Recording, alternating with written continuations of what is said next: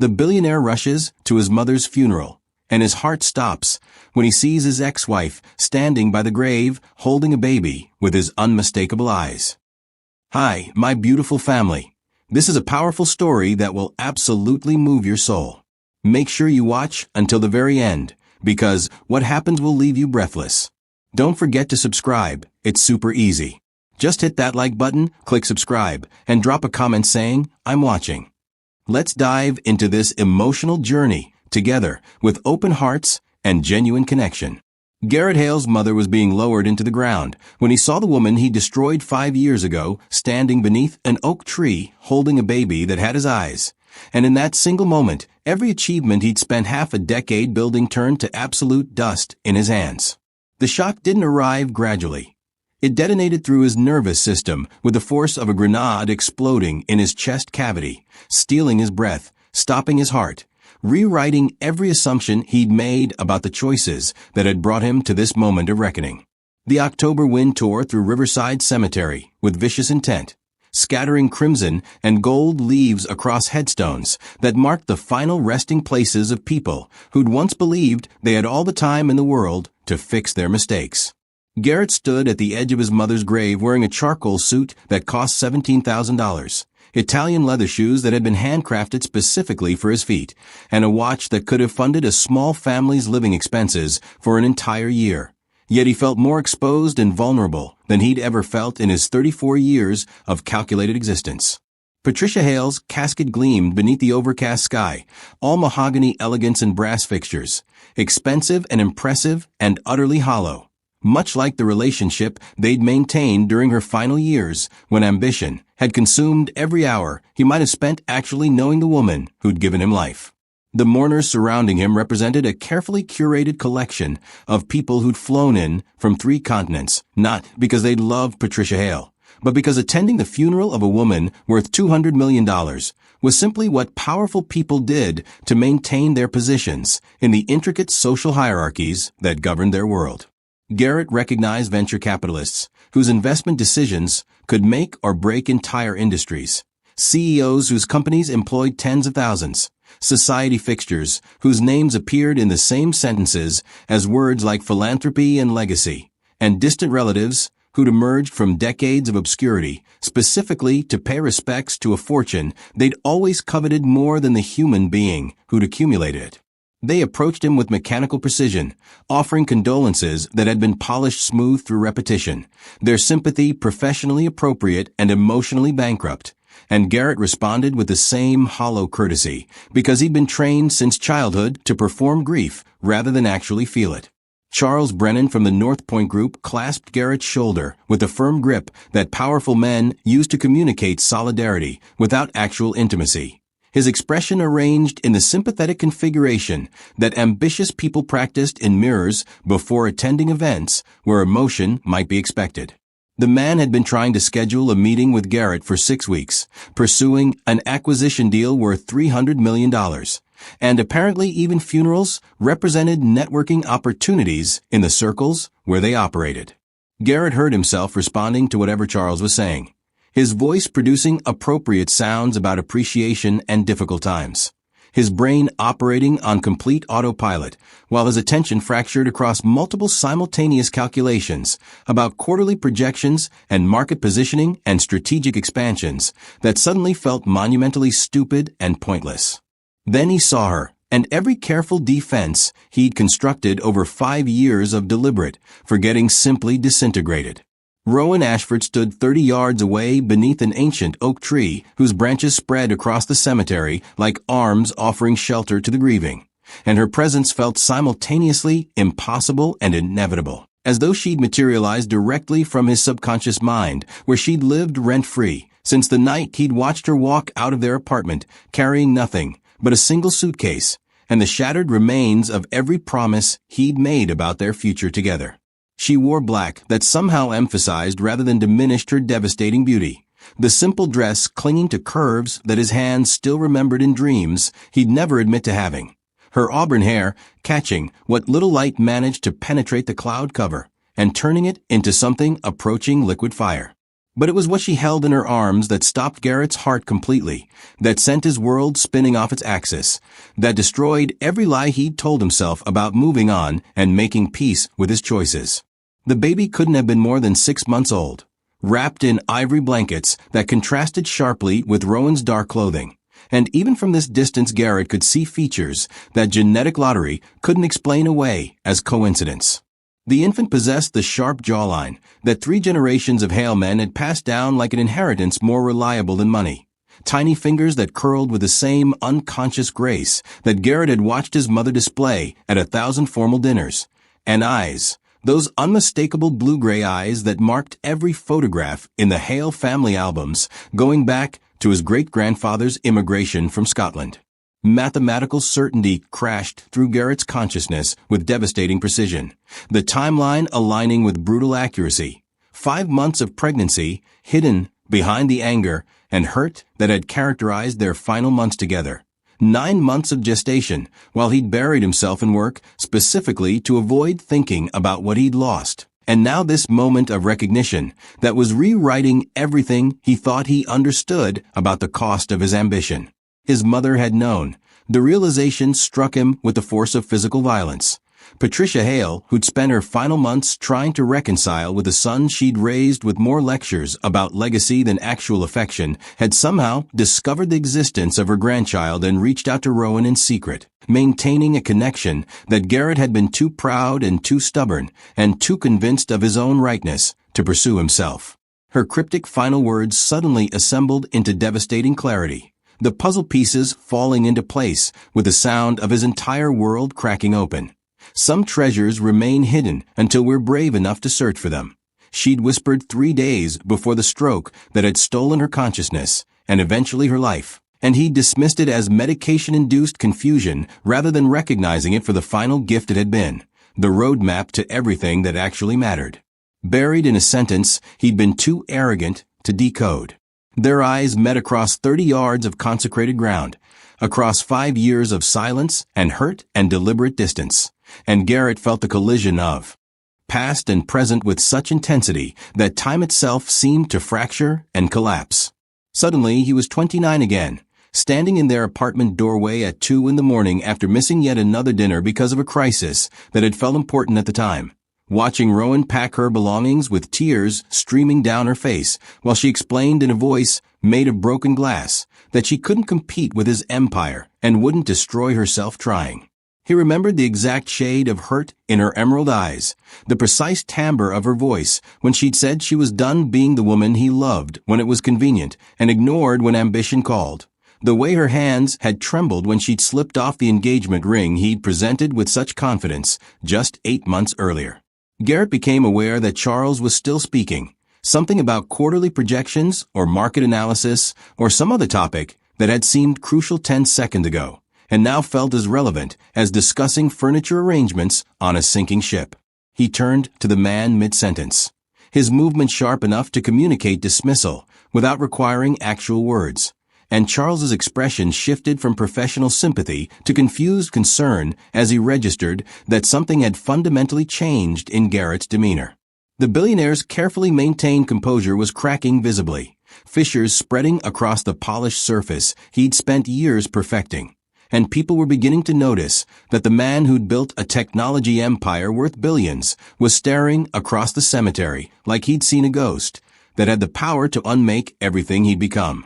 If you've ever felt regret so deep it physically rewrites your understanding of your own past, go ahead and hit that like button right now, because this story is about to take you on a journey that will absolutely shatter your heart into pieces you didn't know existed. Rowan hadn't moved, hadn't retreated, hadn't done anything except stand there holding an infant who represented every choice Garrett had made wrong, every priority he'd gotten backwards, every moment he'd chosen building an empire over building a family.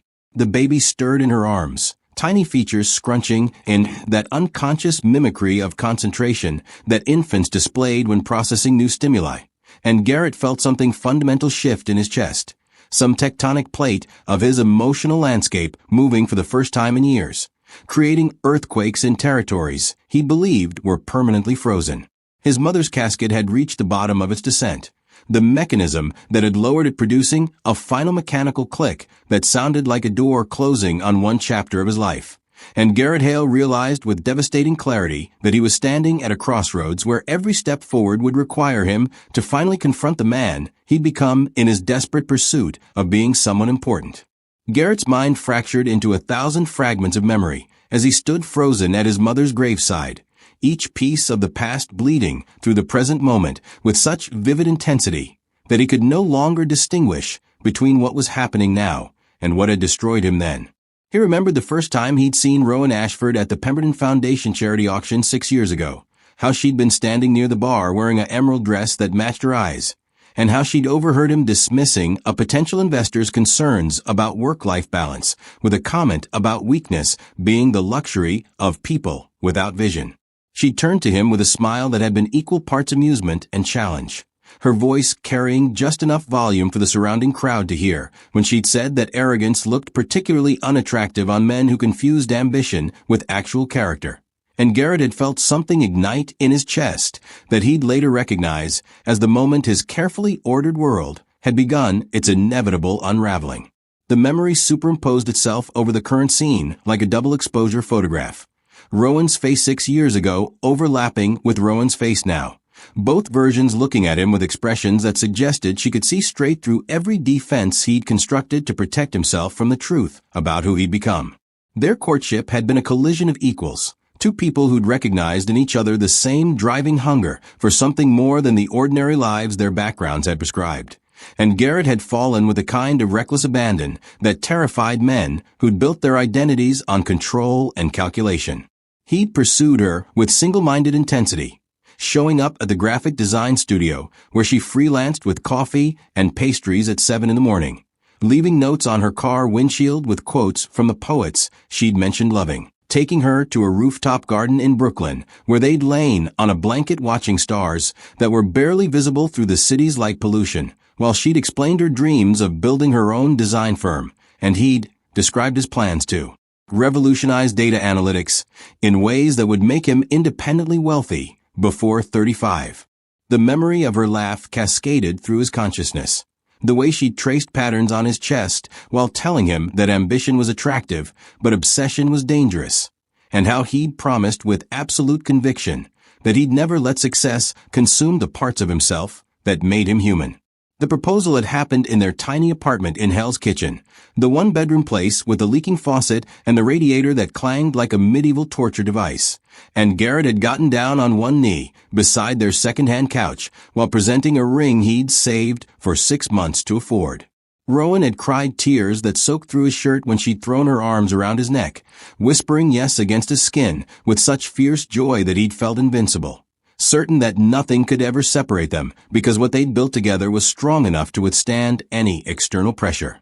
That had been 3 years ago, back when he'd still believed that love and ambition could coexist without one eventually devouring the other, before venture capital and rapid expansion and 16-hour days had transformed him from a man who'd promised forever into someone Rowan no longer recognized when she looked across their apartment at 2 a.m. The engagement dinner had been scheduled for 8 months after the proposal, a celebration at her parents' house in Connecticut, where Rowan's mother had spent weeks planning a menu that would introduce Garrett properly to the extended family members who'd questioned whether their daughter was making a mistake tying herself to a man whose startup might collapse at any moment. Garrett had confirmed his attendance 3 separate times, had assured Rowan that nothing would keep him from this milestone, had even bought a new suit specifically for the occasion because first impressions mattered, and he'd wanted her family to see that he was worthy of the woman they'd raised. Then Bradley Chun from Titan Ventures had called at 5:30 that evening about a board meeting that had been moved up to 7 o'clock, an emergency session to discuss a competing offer that threatened to derail the acquisition that would take Garrett's company from regional player to national powerhouse, and he'd made the calculation that would eventually cost him everything that mattered.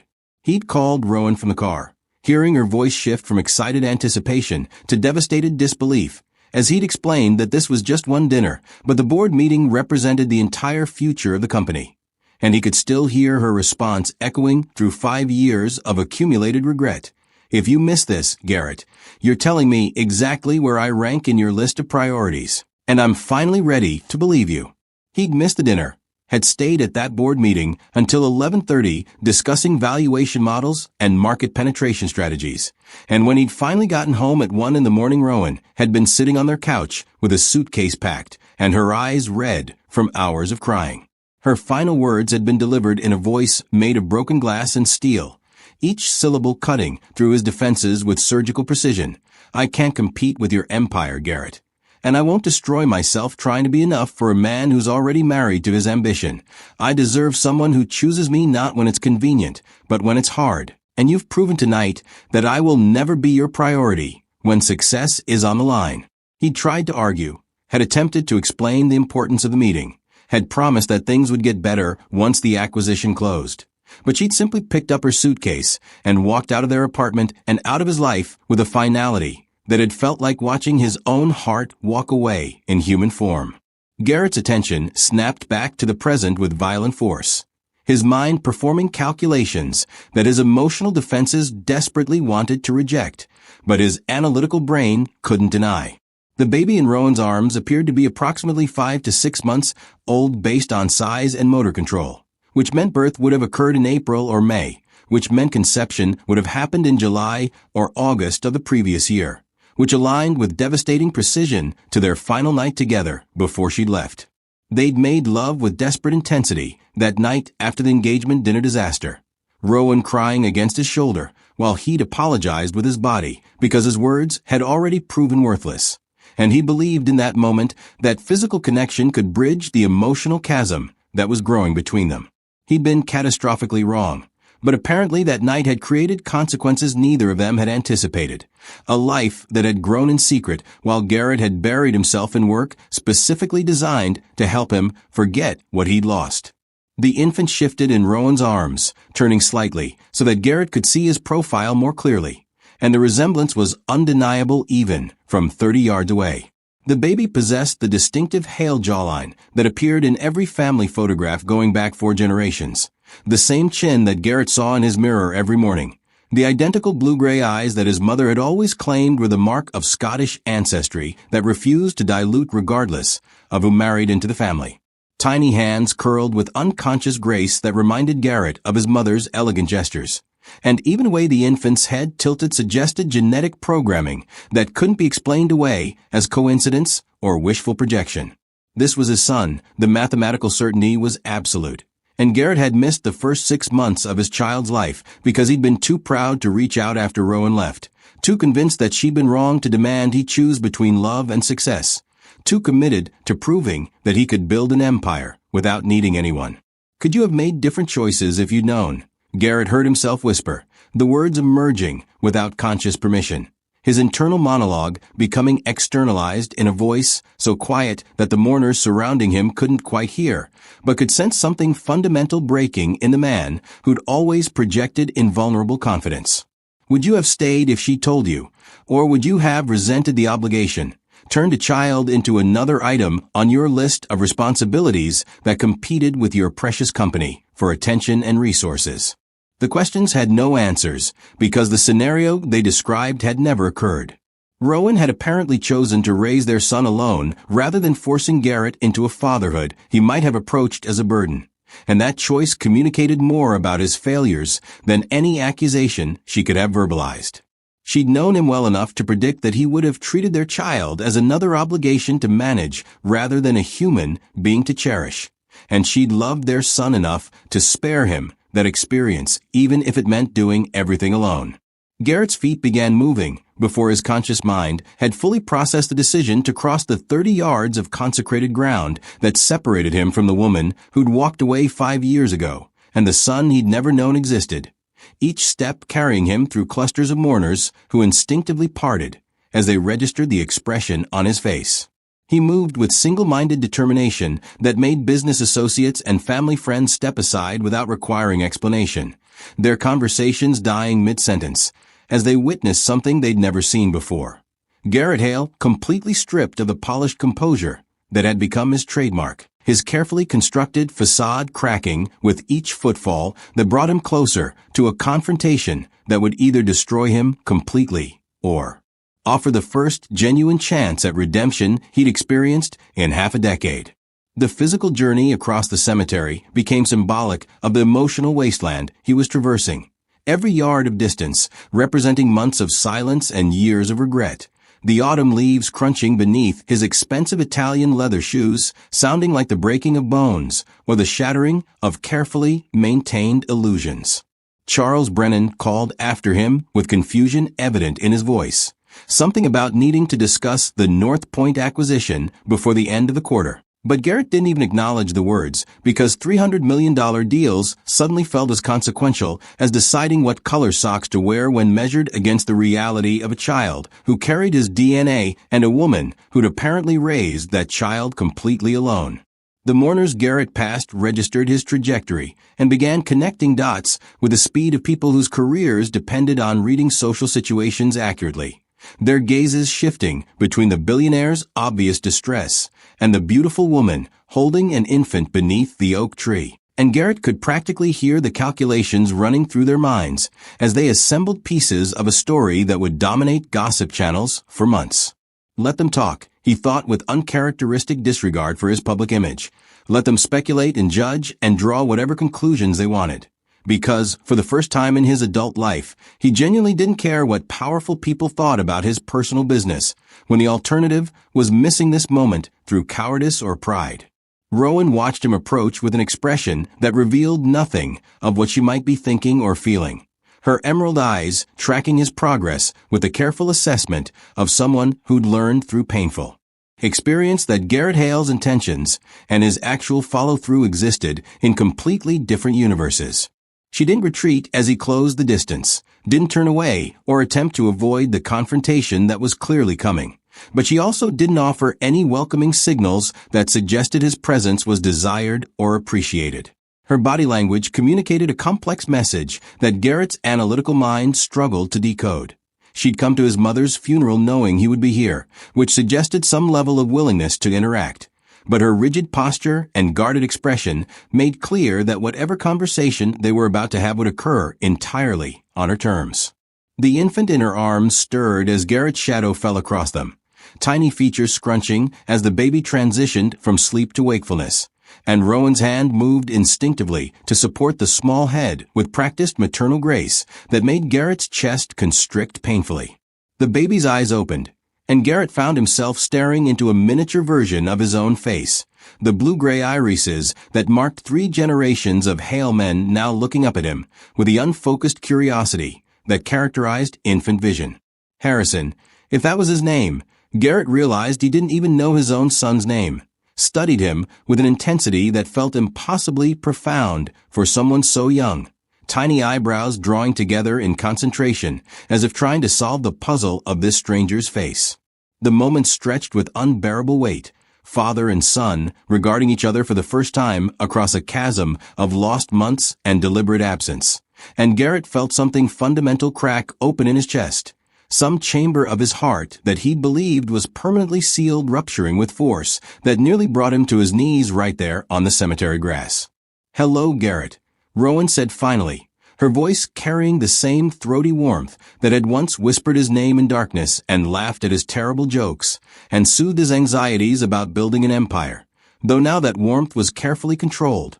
Rationed like a precious resource, she'd learned not to waste on men who'd proven themselves unworthy of her generosity. "I'm sorry for your loss. Your mother was kind to us." The casual revelation that his mother had known had been involved had apparently maintained some kind of relationship with his child, while Garrett remained completely ignorant crashed through his consciousness like a wrecking ball demolishing his understanding of reality. Drop a comment right now and tell us if you think Garrett deserves a second chance, or if some mistakes are simply too catastrophic to ever forgive, because this moment is about to change everything. Patricia Hale, who'd spent her final months trying to reconcile with the son she'd raised with more lectures about legacy than actual affection, had somehow discovered the existence of her grandchild and reached out across the divide that Garrett's pride had created, building a connection that should have been his to forge. "What do you mean she was kind to you?" Garrett heard himself ask, his voice emerging rough and unsteady, stripped of the polished confidence that usually characterized every word he spoke in public. "When did she? How did she even know about him? The questions tumbled over each other in his desperation for information, for context, for some explanation of how his dying mother had maintained a relationship with his son, while he'd been completely oblivious to both the child's existence and Patricia's secret visits. Rowan's expression shifted slightly, some emotion flickering across her features that might have been sympathy or might have been satisfaction at watching him finally confront the consequences of his choices. And she adjusted Harrison's position in her arms with the unconscious efficiency of someone who'd been doing this alone for months, without any help or support. Your mother hired a private investigator about 4 months ago, Rowan explained with deliberate calm, her words precise and measured like surgical instruments designed to cut with maximum efficiency. She saw my name in a society column about emerging graphic designers, recognized it from when we were together, and apparently decided she needed to know if I was okay after you. She paused, choosing her words carefully after our relationship ended. The investigator discovered Harrison, did the math on his age, and your mother showed up at my apartment 3 weeks later demanding to meet her grandson.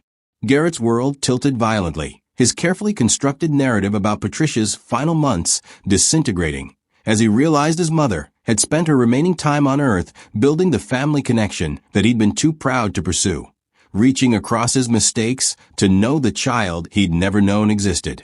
She visited us every week, Rowan continued, her voice carrying undertones that suggested complex emotions she wasn't ready to fully express. Every Tuesday afternoon she'd arrive with gifts for Harrison, books and toys and clothes, and she'd spend hours just holding him and talking to him about the Hale family history, about Scotland and immigration and building something lasting. The image of his mother, Patricia Hale, who'd attended 1,000 charity events and sat on 24 corporate boards and maintained the kind of social schedule that would exhaust people half her age. Spending her final months in Rowan's modest apartment, holding a grandchild she'd discovered through investigation rather than introduction was almost too much for Garrett to process. She said she'd made mistakes raising you, Rowan added quietly, that she'd taught you to value all the wrong things, and she didn't want Harrison growing up thinking that success and achievement were more important than human connection. How long? Garrett asked, the question barely audible, his throat constricting around words that felt like swallowing broken glass. How long have you known I was going to be here today?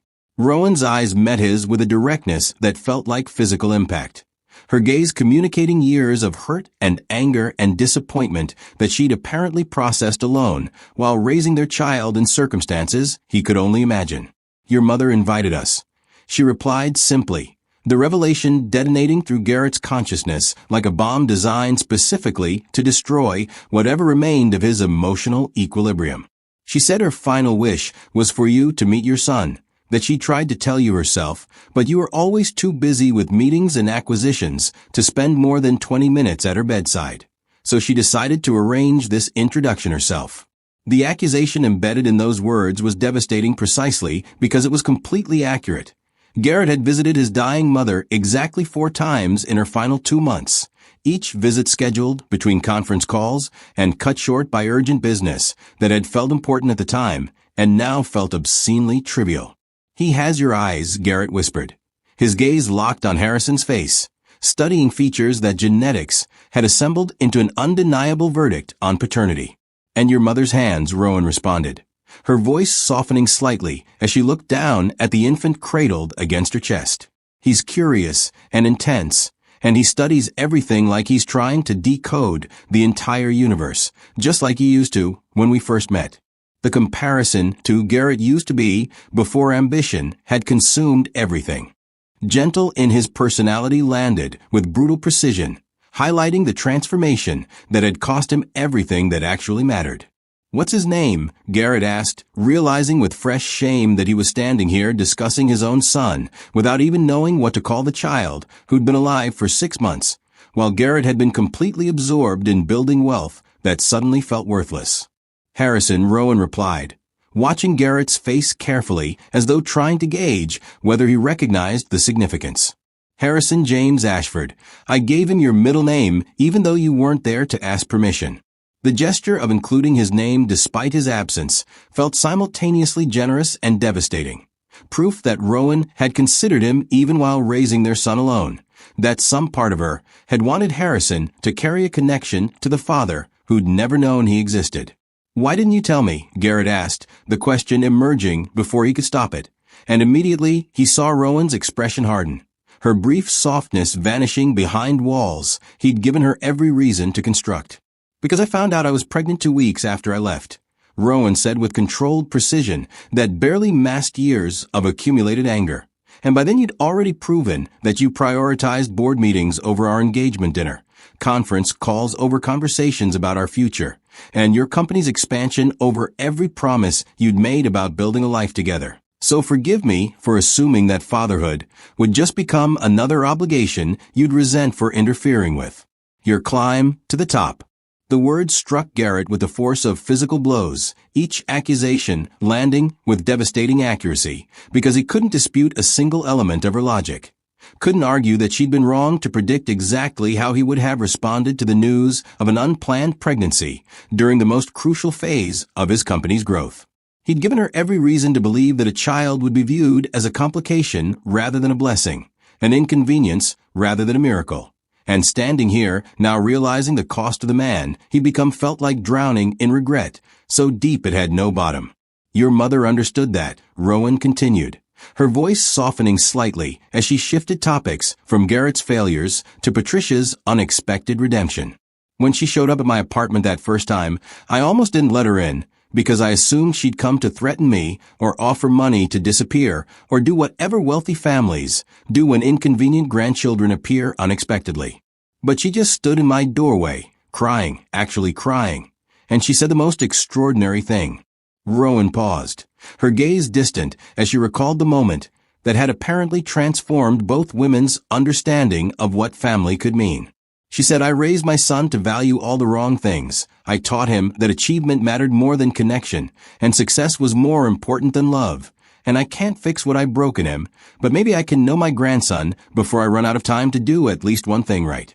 Garrett felt something crack open in his chest as he processed this revelation about his mother. Patricia Hale, who'd attended 1,000 charity galas in designer gowns and sat on corporate boards making decisions that affected thousands of employees and maintained a kind of rigid social schedule that had defined her entire adult life. Standing in Rowan's modest apartment doorway, crying and confessing her failures as a parent. He'd spent 34 years believing his mother was emotionally unavailable by nature rather than by choice, convinced that her distance was simply who she was rather than recognizing it as a learned behavior she'd eventually come to regret. The image of Patricia seeking redemption through the grandchild Garrett had never known existed, while he remained absorbed in quarterly earnings reports and market penetration strategies, was almost too painful to contemplate. The layers of missed opportunity and wasted time stacking up with crushing weight. "She came every Tuesday afternoon for 3 months, Rowan explained, her expression transforming as she recounted memories that clearly held genuine affection despite the complicated circumstances. She'd arrive with bags of gifts, completely impractical expensive things like cashmere blankets and sterling silver rattles. And I'd have to explain that babies don't care about thread count or metal composition. They just want to be held and loved and given attention." Patricia learned. She actually learned. She started bringing board books instead of antique first editions, practical clothes instead of designer outfits Harrison would outgrow in weeks. And she'd sit on my second-hand couch for hours, just holding him and singing Scottish lullabies she remembered from her own childhood. The transformation Rowan described. Patricia Hale, who'd built her identity on social status and material success, learning to value simple human connection, represented the kind of personal evolution that Garrett had never imagined his mother capable of achieving. "What did she talk about?" Garrett asked, his voice rough with emotions he was struggling to control, desperate to understand the woman his mother had become during the final months of her life, while he'd been too busy to spend more than a few minutes at her bedside. Rowan considered the question carefully, shifting Harrison to her other arm with the practiced efficiency of someone who'd been doing this alone, without help or support. She talked about Scotland and immigration, and how your great-grandfather had arrived in New York with nothing but $40 and a willingness to work harder than anyone else. How he'd built a small accounting firm through integrity and reputation rather than cutting corners or exploiting people. She said the Hale family had lost something essential when wealth became the goal instead of the byproduct, when success started being measured in zeros on bank statements rather than positive impact on the world. Patricia had told Harrison stories about Garrett's childhood. Rowan continued, her voice carrying undertones that suggested these revelations were as painful for her to share as they were for him to hear. She described a little boy who'd been brilliant and curious and kind before ambition had calcified into obsession, who'd spent hours building elaborate structures with blocks and then immediately destroying them to start over because he was always convinced the next version would be better. She said you'd inherited your great-grandfather's work ethic, but somewhere along the way you'd lost the part about why the work mattered, that you'd become so focused on building something impressive that you'd forgotten to ask whether it was actually meaningful. The assessment of his character delivered secondhand through his mother's observations felt more devastating than any direct criticism could have been, highlighting how clearly Patricia had understood the fundamental emptiness at the core of everything he'd achieved. Garrett hesitated, the question forming in his mind before he could quite articulate why it mattered so much. Did she say anything about me, about whether she thought I could change? Rowan's emerald eyes studied him with an intensity that felt invasive, as though she could see directly into his soul and was assessing whether anything worth saving remained beneath the polished exterior. She said that people could choose to evolve at any point in their lives if the pain of staying the same finally exceeded their fear of transformation. Rowan replied carefully, the words clearly being quoted directly from Patricia's conversations. She believed you'd eventually realize what you'd lost and have to decide whether pride was worth the cost of permanent loneliness. But she wasn't sure you'd make that realization before it was too late to matter. There's a letter, Rowan added after a moment of heavy silence, her tone shifting to something approaching gentle despite the circumstances. Your mother gave her attorney instructions to deliver a sealed envelope to you after the funeral. She made me promise not to mention it because she wanted whatever she wrote to stand alone, without my interpretation or context.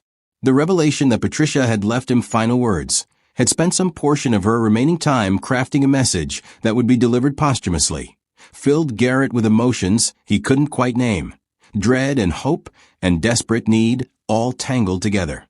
She spent 2 weeks writing it, Rowan continued. I'd come home from running errands and find her sitting at my kitchen table with papers spread everywhere, crying while she wrote and then starting over because the words weren't right. And when she finally sealed the envelope, her hands were shaking. What was she like? Garrett asked, the question encompassing far more than he could articulate, seeking to understand the version of his mother that had apparently existed during her final months, while he'd been too absorbed in business to notice her transformation. She was present, Rowan replied simply, the word landing with devastating impact. She was completely present with Harrison in ways that apparently she'd never been with you, asking questions about his eating schedule and sleep patterns and developmental milestones like these details were the most important information in the universe. And maybe for her they were, because she'd finally figured out what actually mattered when she was running out of time to act on that knowledge. She cried every time she had to leave. Every single Tuesday, she'd hand Harrison back to me with tears streaming down her face like she knew she was losing precious moments she'd never get back. Harrison had fallen asleep against Rowan's chest during their conversation, his tiny features relaxed in the complete trust that infants displayed when held by someone they recognized as safe. And Garrett felt a surge of emotion so powerful it threatened to overwhelm his ability to remain standing. His son, their son, had spent the first 6 months of his life being loved by 2 women who'd apparently both understood that human connection mattered more than achievement or status or any of the metrics Garrett had spent his adult life pursuing.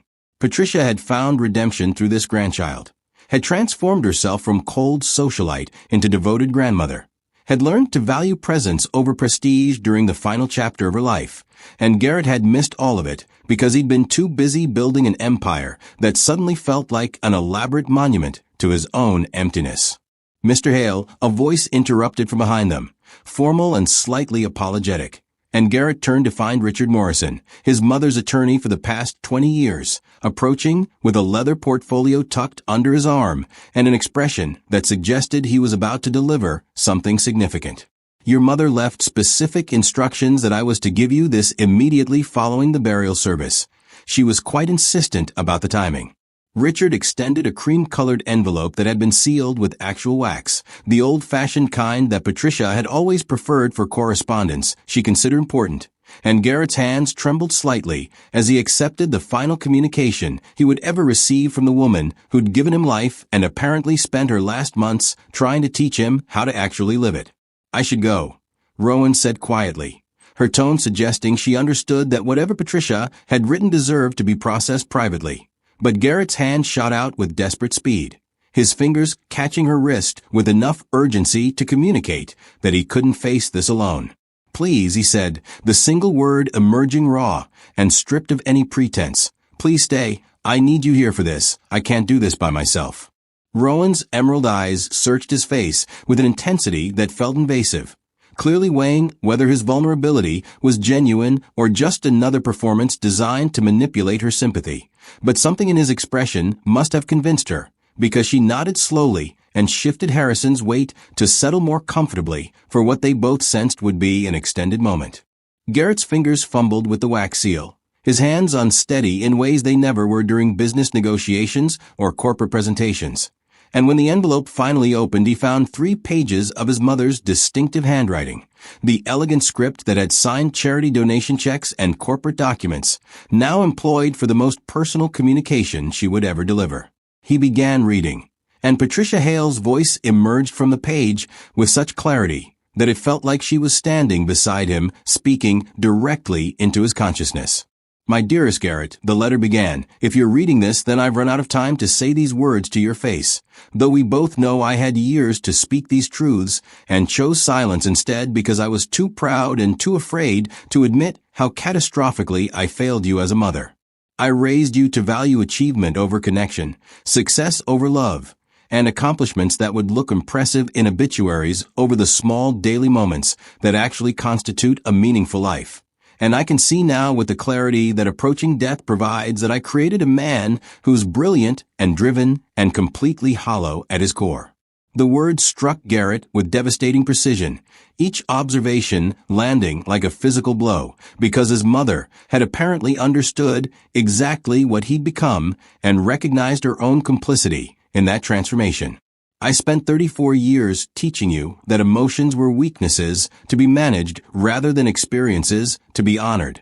Patricia's letter continued, that vulnerability was dangerous and intimacy was a distraction from more important pursuits. "And I can see now that I shaped you into a perfect replica of my own worst qualities without ever sharing the hard-won wisdom that all of that achievement means absolutely nothing when you're lying in a hospital bed realizing you've built an impressive empire on the foundation of profound loneliness. You lost Rowan because you treated love like a business arrangement that could be scheduled around more pressing obligations. And I lost the chance to truly know you because I was too busy performing the role of successful matriarch to actually be present as your mother. And both of us are paying catastrophic prices for prioritizing all the wrong things. But then I found Harrison, and everything I thought I understood about what mattered shifted so completely that I barely recognized the woman I was before I held your son in my arms for the first time." The letter's tone transformed as Patricia described her discovery of Garrett's child, the words infused with warmth that Garrett had rarely experienced from his mother during her lifetime. "He is the best of both of you, Garrett. He has your intensity and intelligence and that particular way of studying the world like it's a puzzle to be solved. But he also has Rowan's gentleness and her capacity for joy and her ability to be fully present in each moment without constantly calculating 3 steps ahead. Watching him discover his own hands was more meaningful than any board meeting I ever attended. Hearing him laugh brought me more satisfaction than any successful acquisition I ever orchestrated. And holding him while he slept taught me more about what matters than 70 years of accumulating achievements ever did. I've established a trust fund for Harrison." Patricia's letter continued, $5 million that will be available for his education and welfare, with one non-negotiable condition that you cannot circumvent through legal maneuvering or financial manipulation. Garrett must be actively and consistently involved in his son's life to access these funds. And I've defined active involvement with specificity that will require regular documented visits, participation in developmental milestones, and genuine relationship building rather than just financial support from a distance. The stipulation was vintage Patricia, using money as leverage to force behavior modification, but Garrett recognized it for what it actually was, his mother's final gift, a mechanism to ensure he couldn't hide behind wealth and avoid the difficult emotional work of actually being a father. Fight for them. Garrett, Patricia's letter concluded, her handwriting becoming less controlled toward the end, as though emotion had compromised her usual precision. Fight for Rowan and Harrison the way I never taught you to fight for love, with vulnerability and consistency and the willingness to prioritize their needs over your comfort or convenience or professional advancement. I failed you by raising you to believe that success was measured in market capitalization and social status, but you can still choose to be different, to value presence over achievement and connection over accomplishment, though that choice will require you to become someone fundamentally different from the man I shaped you into becoming. I love you, I'm sorry, and I'm leaving you this final challenge because I believe somewhere beneath all the armor you've constructed, there's still the little boy who built elaborate structures and understood instinctively that the process mattered more than the result. Your mother, Patricia. Garrett's vision blurred as tears he hadn't cried in years finally broke through defenses that had held for decades, his carefully constructed composure shattering completely as grief and regret and devastating recognition of everything he'd lost cascaded through his consciousness with overwhelming force. He dropped to his knees on the cemetery grass, his $17,000 suit forgotten, his public image irrelevant, his professional reputation meaningless in the face of emotional devastation that he could no longer suppress or manage or control. The tears came in waves that shook his entire body, years of accumulated sorrow and suppressed emotion finally demanding acknowledgement. And Garrett Hale, billionaire CEO who'd built an empire through ruthless determination, wept like a child who'd finally understood the true cost of every choice he'd made wrong. Rowan stood above him holding Harrison, her own eyes glistening with tears as she watched the man who'd broken her heart finally break completely himself. And when she spoke, her voice carried complex emotions that suggested their story was far from finished. She loved you, Rowan said quietly, even when she was telling me about all your mistakes and failures. She loved you in ways she'd never learned to express properly.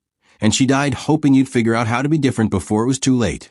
Would Garrett find the strength to transform himself into the man his mother had believed he could become? Or would he discover that some patterns were too deeply ingrained to ever truly change? Garrett remained on his knees in the cemetery grass for several minutes after finishing his mother's letter, his expensive suit collecting dirt and moisture, while his entire understanding of his life and priorities underwent systematic demolition. And when he finally looked up at Rowan, his face carried an expression of such raw vulnerability that she visibly softened despite every wall she'd constructed to protect herself from being hurt by him again. "Can I hold him?" Garrett asked, his voice barely above a whisper, the question emerging with such tentative hope that it was clear he expected rejection and would accept as deserved punishment for 6 months of absence. "Please, I just need to hold my son for 1 minute. I need to know what that feels like before you leave, and I lose this chance forever." Rowan hesitated, her emerald eyes studying his face with careful assessment as she weighed the risk of allowing this connection against the potential cost to Harrison if Garrett proved inconsistent or unreliable in the future. Subscribe right now if you're invested in seeing where this story goes, because what happens next will absolutely transform everything you thought you understood about second chances and redemption. Her arms tightened protectively around the sleeping infant, maternal instinct warring with the part of her that recognized Garrett's genuine desperation, and for several heartbeats the outcome balanced on a precarious edge. Then something in his expression, perhaps the tears still streaming down his face, perhaps the absolute absence of his usual calculated confidence, convinced her to take the risk, and she bent down slowly, carefully transferring Harrison's weight into Garrett's waiting arms with instructions whispered so quietly that only he could hear them about supporting the head and watching for signs of distress. The moment Garrett's hands made contact with his son's small body, something fundamental shifted in his neurological wiring. Some circuit that had been dormant his entire life suddenly completing with devastating force.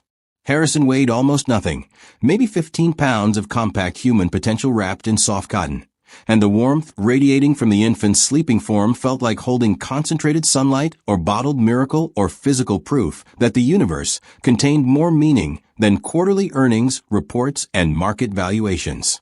Garrett's hands trembled as they adjusted to support the delicate head, his fingers splaying across Harrison's back with the careful precision of someone handling the most valuable object that had ever existed. And when the baby stirred against his chest, a small movement, just a slight adjustment of position, Garrett felt his heart crack open so completely that he wondered if he'd ever be able to close it again. Harrison's eyes opened with the unfocused awareness that characterized infant vision, blue-gray irises that mirrored Garrett's own staring up at him with curious intensity. And then something extraordinary happened that neither parent had anticipated. The baby's tiny hand reached up with the instinctual grasping reflex that evolution had programmed into human infants for survival, and Harrison's miniature fingers wrapped around Garrett's index finger with surprising strength, holding on like he understood on some cellular level that this was someone important, someone who mattered, someone who shared his DNA and his future. The connection felt electric, primal, completely beyond rational explanation. And Garrett found himself making a sound that was half laugh and half sob as he experienced the overwhelming reality of fatherhood for the first time. "What is he like?" Garrett asked without taking his eyes off Harrison's face, his voice rough with emotions he was no longer trying to control or suppress. "What makes him laugh? What are his favorite things? Does he sleep through the night, or does he wake up every few hours? What should I know about him that you've learned from spending every day together for 6 months?" The questions tumbled out in desperate succession, each one representing a milestone or moment or piece of knowledge that he'd missed through absence and ignorance. And Rowan watched this interrogation with an expression that suggested she was recalibrating her understanding of who Garrett might be capable of becoming. "He likes music," Rowan replied carefully, her tone suggesting she was testing whether Garrett actually wanted real information or just performing interest for her benefit. "Classical especially, Mozart and Vivaldi calm him down when he's fussy, and he'll stop crying almost immediately if I play the Four Seasons. He's fascinated by faces. He studies people like he's trying to memorize every feature and expression, and he smiles most when I make exaggerated surprised faces or peekaboo games."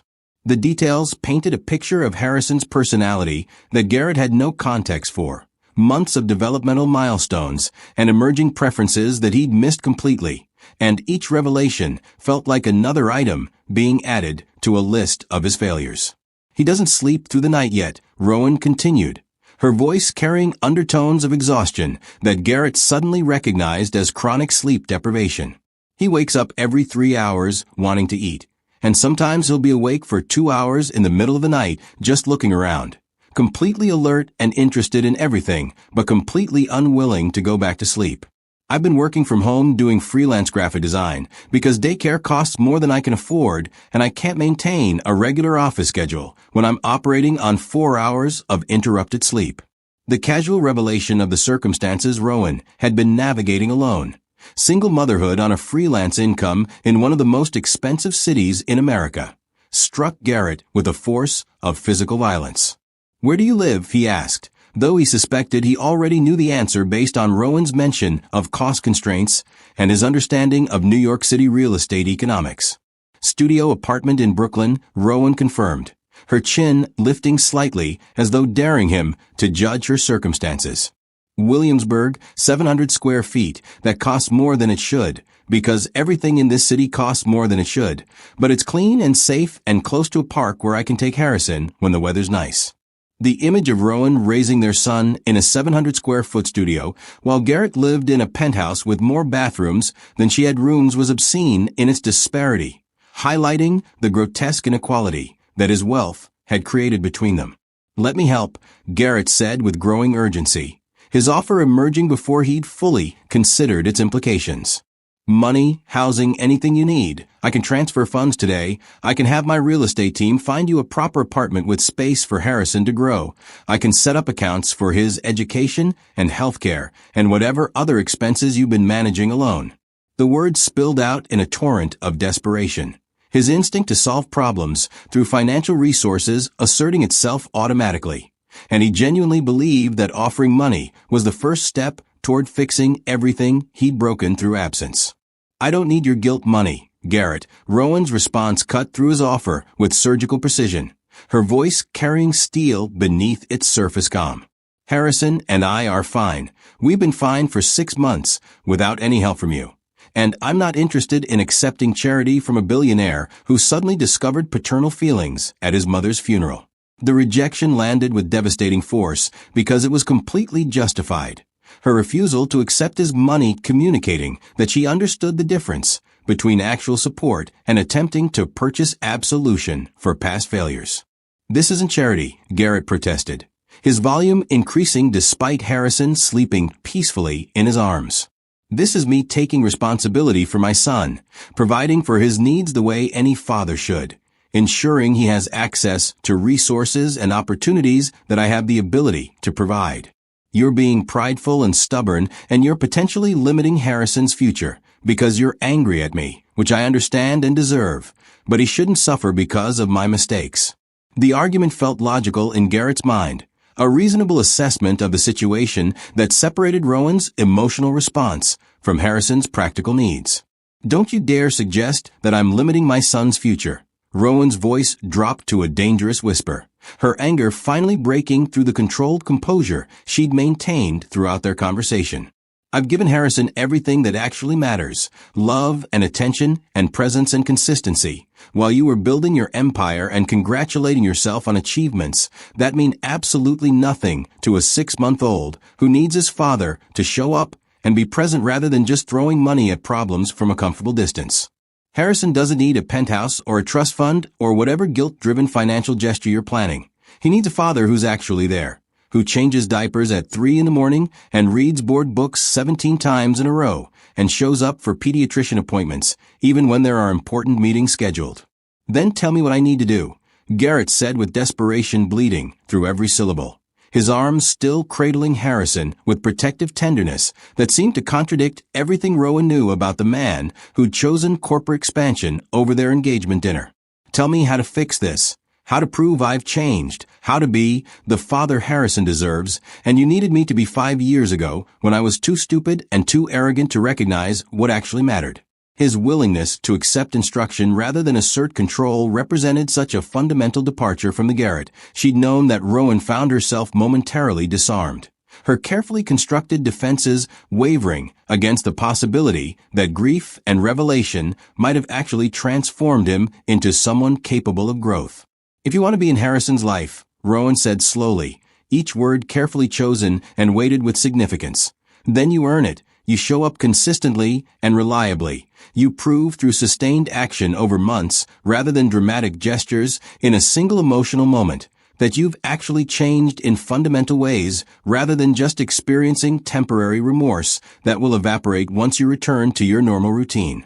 You don't buy your way into his life with trust funds and real estate and whatever other financial solutions your brain automatically generates when confronted with problems. You invest time and attention and genuine presence. And you accept that I will be watching every interaction with protective scrutiny. Because I will not let you break his heart the way you systematically broke mine." "I'll do whatever you want," Garrett responded immediately, his agreement emerging so quickly that Rowan's eyes narrowed with suspicion because she'd heard him make promises with equal conviction before watching those commitments dissolve the moment business pressures materialized. "I'll be there, I'll show up, I'll prove that I can be consistent and reliable, and everything I should have been from the beginning." The words sounded sincere, his expression appeared genuine. But Rowan had learned through painful experience that Garrett's intentions and his actual follow-through existed in completely different universes, separated by the gravitational pull of ambition that had always proven stronger than his personal commitments. "You said those exact words before," Rowan replied with controlled precision that barely masked years of accumulated hurt, her voice carrying the weight of specific memories that had scarred themselves into her consciousness. "You promised you'd make our relationship a priority right before you missed our engagement dinner, because Bradleychin called about a board meeting that couldn't possibly wait until the next day. You swore you'd never forget important dates again after missing my 28th birthday because you were on a conference call with Tokyo investors that ran 4 hours longer than scheduled. You committed to meeting my parents that weekend in Connecticut and then chose a conference in Singapore instead because the networking opportunities were too valuable to pass up. And when I pointed out that you were choosing strangers over my family, you actually said that building the company would benefit our future together, so I should be supportive rather than resentful. Each example landed like a physical blow, Garrett's face registering the impact of his own broken promises being cataloged with devastating accuracy. And he found he had no defense to offer because every accusation was completely accurate. I remember, he said quietly, his voice stripped of the confidence that usually characterized his speech. I remember all of it, and I remember convincing myself that you were being unreasonable, that you didn't understand the pressures I was facing, that if you really loved me, you'd be more flexible about timing and scheduling. But I can see now that I was just making excuses for behavior that communicated exactly where you ranked in my hierarchy of priorities. You made me feel crazy, Rowan continued, her emotions finally breaking through the controlled composure she'd maintained, tears streaming down her face as she articulated pain she'd apparently been carrying for 5 years. You'd promise something and then break that promise, and then act like I was being dramatic for being upset, like my expectations were unrealistic, and my hurt feelings were an overreaction to circumstances beyond your control. You'd send expensive gifts instead of showing up in person, as though jewelry could substitute for actual presence. And when I tried to explain that I didn't want things I wanted you'd get frustrated and defensive and somehow turn the conversation around so that I ended up apologizing for not being more understanding about your demanding career. How do you know this time will be different? Rowan asked, the question carrying the weight of self-protection that had been earned through devastating experience. How do I trust that you won't make promises about showing up for Harrison and then break those promises the first time a crucial board meeting gets scheduled or an important acquisition requires your attention? Because if you disappoint him the way you disappointed me, if you teach him that daddy's love is conditional on whether more important obligations arise, I will never forgive you, and I will never give you another chance to hurt either of us. Her fear was completely rational, her protectiveness entirely justified. And Garrett recognized with crushing clarity that he had created this situation through years of consistent failure to honor his commitments. I can't prove anything to you with words, Garrett said, his tone carrying a resignation that suggested he finally understood the magnitude of trust he destroyed. I can only show you through sustained action over time, through being present even when it's inconvenient, through choosing Harrison consistently even when business opportunities arise that I would have previously prioritized. I know I don't deserve your trust. I know I've given you every reason to believe I'll fail again. But I'm asking for the chance to demonstrate that watching you walk away 5 years ago and discovering I have a son I never knew existed has finally shocked me into understanding what actually matters.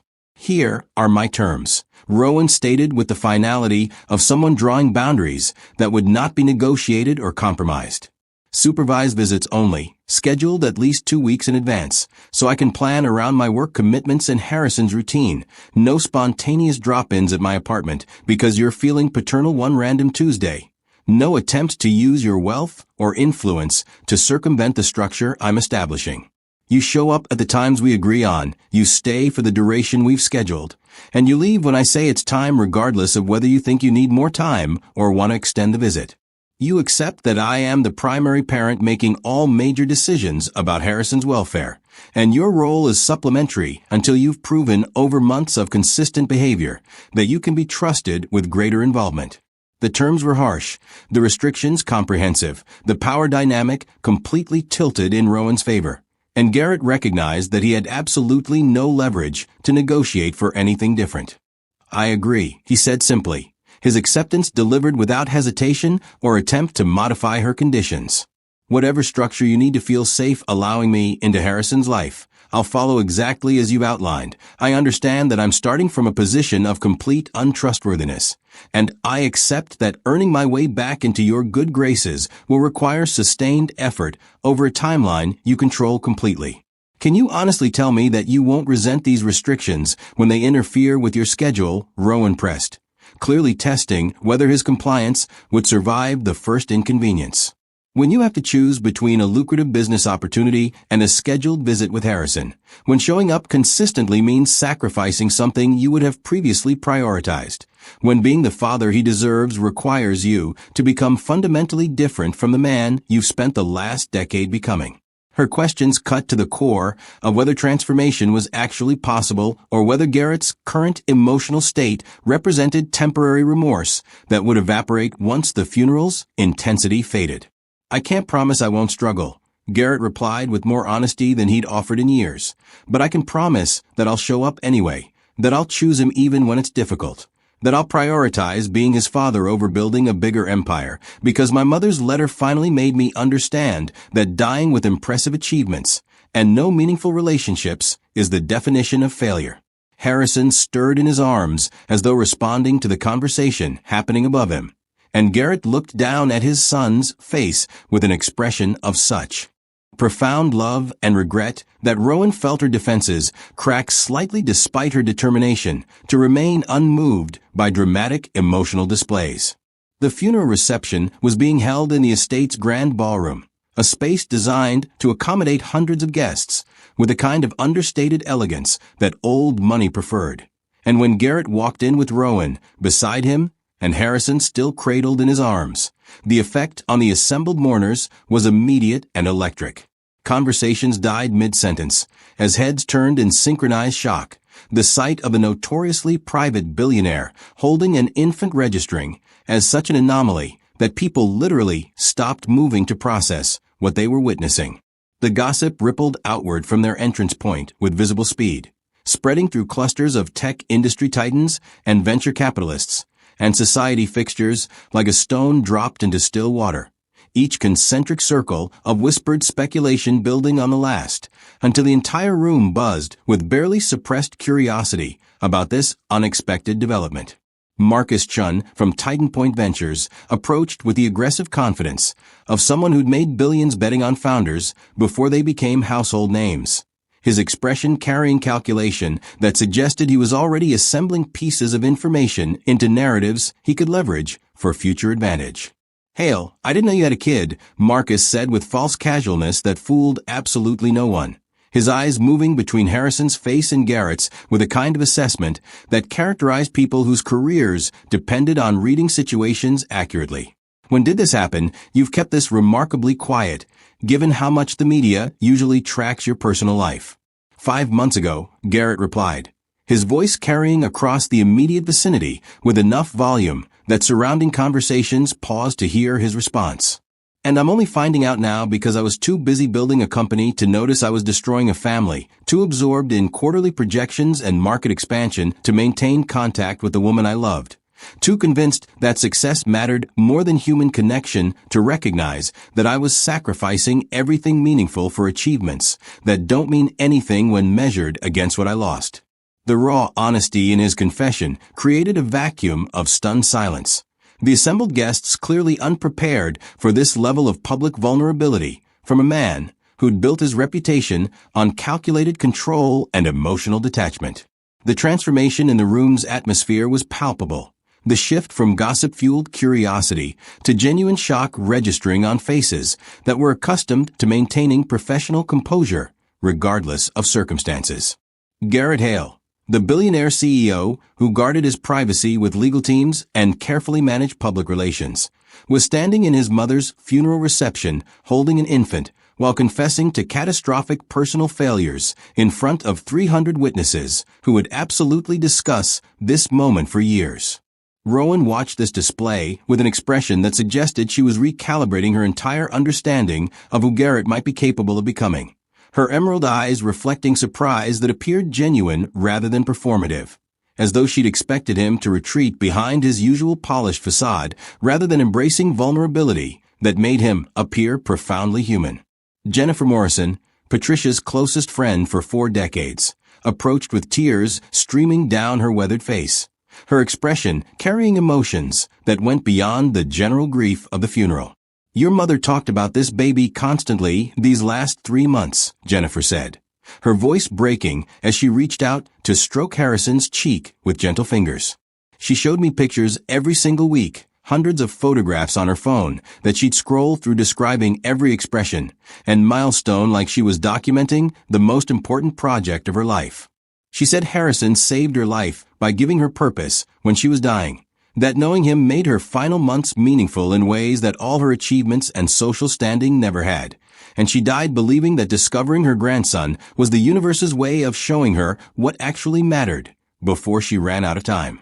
The revelation crushed Garrett with renewed force, adding layers to his understanding of what his mother had experienced during the final chapter of her life, while he'd been too busy to visit more than a handful of times.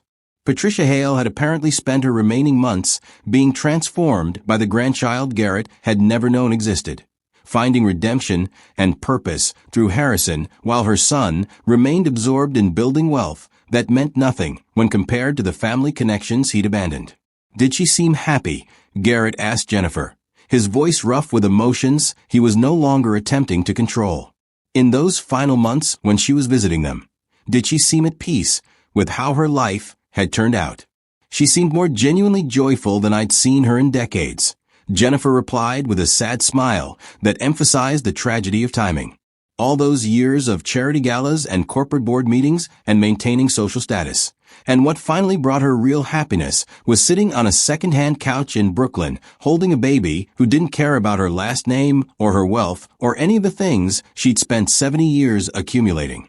She told me that she'd wasted most of her life on things that looked impressive but felt hollow, and that knowing Harrison for even a few months was worth more than all the achievements she'd collected over 7 decades. Additional guests approached in waves, each conversation following similar patterns of shock and curiosity and barely concealed calculation about what this revelation meant for Garrett's business interests and personal brand. Thomas Brennan from the North Point Group asked careful questions about Garrett's plans moving forward, clearly trying to assess whether fatherhood would impact his legendary work ethic and availability for high-stakes negotiations. Rebecca Sterling from Tech Ventures weekly positioned her inquiry as concerned about his well-being, while obviously gathering information for the profile piece she would inevitably write about this dramatic development. David Morrison, a distant cousin who'd barely spoken to Patricia in years, offered congratulations that sounded hollow because everyone in the room understood he was really calculating how this grandchild might impact inheritance distributions. Through all these interactions, Garrett maintained physical contact with Harrison, his arms supporting the infant with protective tenderness that communicated something fundamental had shifted in his priorities regardless of whether his transformation would prove lasting or temporary. Rowan remained close but separate, observing these exchanges with careful attention that suggested she was cataloging every response for future reference when assessing whether Garrett's current behavior represented genuine evolution or performative grief that would dissolve once they left the heightened emotional atmosphere of the funeral. Harrison slept peacefully through the social chaos, apparently comfortable in his father's arms despite this being their first physical contact, and several guests commented on the uncanny resemblance between father and son that made denying paternity impossible even if anyone had been inclined to question the connection. The afternoon stretched with exhausting emotional intensity, each conversation requiring Garrett to navigate the intersection of public performance and private crisis, while holding a son who represented both everything he'd lost through his own failures and everything he might still have the chance to reclaim if he could prove himself worthy of trust.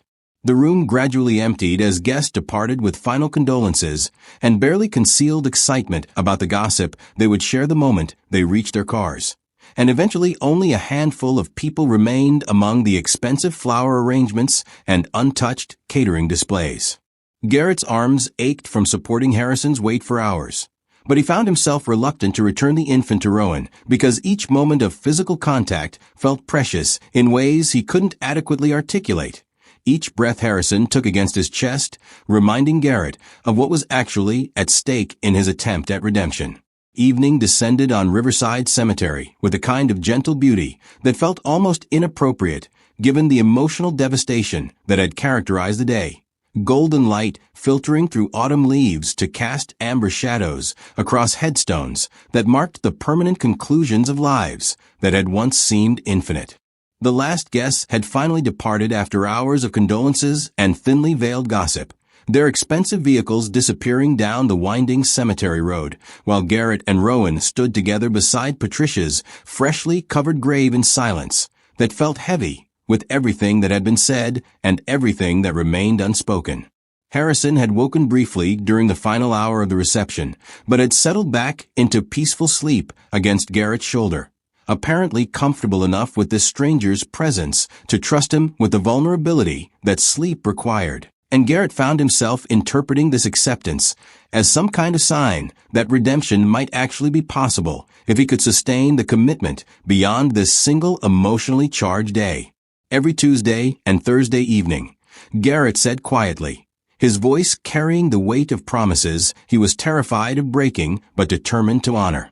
Every other Saturday, scheduled 2 weeks in advance exactly as you specified. I'll be there at whatever time works best for Harrison's routine and your work schedule. And I'll show up consistently until you believe that I've actually changed rather than just experiencing temporary remorse that will evaporate when business pressures resurface. The specificity of his commitment represented a fundamental departure from his usual approach to obligations, trading vague assurances for concrete details that could be measured and verified, creating accountability that would either prove his transformation or expose it as performance. "We'll see if you mean it this time," Rowan replied with cautious acceptance that made clear she was granting permission without offering trust, her emerald eyes studying his face with an intensity that suggested she was searching for cracks in his resolve before they'd even begun this experiment. "I want to believe you've changed, Garrett, I genuinely do, because Harrison deserves a father who shows up and stays present. But I've heard you make promises before, and I've watched those commitments dissolve the moment something more important demanded your attention. So forgive me if I'm not celebrating this moment as the happy resolution where everything magically works out, because you cried at your mother's funeral." "Can I walk you to your car?" Garrett asked, reluctant to release Harrison back to Rowan's care, despite his arms aching from hours of supporting the infant's weight, desperate to extend this connection for a few more precious minutes before they separated, and he returned to his empty penthouse to confront exactly how hollow his impressive life actually was.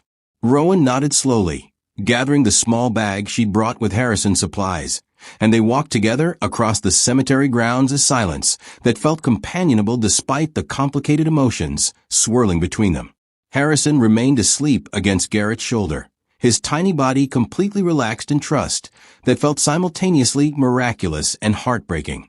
Each breath the infant took a reminder of the 6 months of moments Garrett had already missed and the uncertain future he was fighting to claim. The parking area was nearly empty, just a few remaining vehicles scattered across spaces that had been packed hours earlier, and Rowan's car was immediately identifiable as the oldest and least expensive among them, a 10-year-old Honda with visible rust spots and a rear bumper held on with what appeared to be duct tape and determination. The contrast between her transportation and Garrett's custom Tesla that was probably parked somewhere nearby felt obscene, a physical manifestation of the economic inequality that his wealth had created between them, and Garrett found himself wondering how many nights Rowan had lain awake worried about car repairs or medical expenses or any of the 1,000 financial pressures that people without billions navigated constantly. If this story has moved you, go ahead and show some love by hitting that like button and sharing it with someone who needs to hear about second chances and the possibility of transformation even when redemption seems impossible. "I should take him now," Rowan said gently when they reached her vehicle, extending her arms to reclaim Harrison from Garrett's reluctant grip, and the transfer felt like handing over a piece of his own heart that he'd only just discovered existed. Garrett's hands lingered on Harrison's small body for several extra seconds, memorizing the weight and warmth and absolute perfection of this child who represented both his greatest failure and his most important opportunity for redemption. And when he finally released his son, the absence felt physical, like a wound opening in his chest that wouldn't close until he held Harrison again. "Thank you for coming today," Garrett said as Rowan settled Harrison into a car seat that had clearly seen better days, but appeared meticulously maintained and properly installed. "Thank you for letting her know him, for giving my mother the chance to find meaning in her final months, when I was too blind and too busy to offer her anything except occasional visits, squeezed between more important obligations. And thank you for being the person I couldn't be, for showing up every day and putting Harrison's needs before your own comfort and raising him with the kind of love and attention that I was apparently incapable of providing. I didn't do it for you, Garrett, Rowan replied with quiet firmness as she adjusted Harrison's blankets and checked the car seat straps with practiced efficiency. I did it because your mother deserved to know her grandson regardless of what mistakes you'd made, and because Harrison deserves to know where he came from even if his father wasn't ready to be found, and because despite everything that happened between us, I never wanted to be the kind of person who weaponizes a child against his other parent, no matter how justified that cruelty might feel. Her generosity in the face of his failures made Garrett's throat constrict with emotions he struggled to name. Shame and gratitude and unworthiness all tangled together into something that felt like drowning. When can I see him again? Garrett asked, the question emerging with desperate need that probably revealed more vulnerability than was strategic, but he'd apparently lost the ability to hide behind calculated composure. Tuesday evening, Rowan answered after brief consideration, 6 o'clock at my apartment. I'll text you the address and specific instructions about what to expect and how long the visit will last. And Garrett, you need to understand that if you commit to this schedule and then break these appointments, if you make promises to Harrison and then fail to honor them, I will never give you another chance regardless of what excuses you offer. The warning was completely fair, her protectiveness entirely justified, and Garrett found himself nodding acceptance of terms that granted him far less access than he wanted, but infinitely more than he deserved. Rowan climbed into her aging Honda, with a fluid grace that wealth couldn't purchase and poverty couldn't diminish, starting the engine that turned over with concerning roughness before settling into uneven idle. And Garrett stood in the parking lot watching as she backed out of the space with careful attention to the sleeping infant in the rear seat. Their eyes met one final time through the windshield, Rowan's expression carrying complex emotions that suggested their story was far from concluded. And then she was pulling away down the cemetery road, taillights disappearing into the gathering darkness, while Garrett remained frozen in place, clutching his mother's letter against his chest. The evening had fully arrived by the time Garrett finally moved, stars beginning to emerge in the darkening sky above his mother's grave, and he stood alone in the cemetery, making silent promises to the woman who'd spent her final months trying to teach him what actually mattered. He vowed to become the man Patricia had seen potential for beneath all the armor and ambition, the father Harrison deserved, even though Garrett had no idea how to actually fulfill that role. And if Rowan would somehow find it possible to grant him that opportunity, the partner she'd once believed he could be before his choices had destroyed that faith. The transformation would require him to fundamentally reconstruct his identity, to value presence over achievement and connection over success, to choose showing up consistently over pursuing opportunities that would have previously consumed his attention. And Garrett had absolutely no confidence that he possessed the strength to sustain that evolution once the funeral's emotional intensity faded and normal life resumed. But standing in the cemetery darkness, with his mother's words still echoing in his consciousness, and the phantom weight of Harrison still imprinted on his arms, Garrett understood with devastating clarity that trying and failing was infinitely preferable to never attempting the journey at all. That dying with impressive achievements and no meaningful relationships represented the ultimate failure, regardless of how many billions accumulated in his accounts. Some stories ended at funerals, chapters closing with the finality of earth-covering caskets. But this story was only beginning. The first fragile steps toward redemption taken in the shadow of his mother's grave, while the woman he'd destroyed and the son he'd never known drove away into uncertain futures that Garrett would spend every remaining day trying to earn his way back into, one Tuesday and Thursday evening at a time. One kept promise, building slowly toward the possibility of trust. One moment of genuine presence, potentially reconstructing the family his ambition had nearly destroyed forever.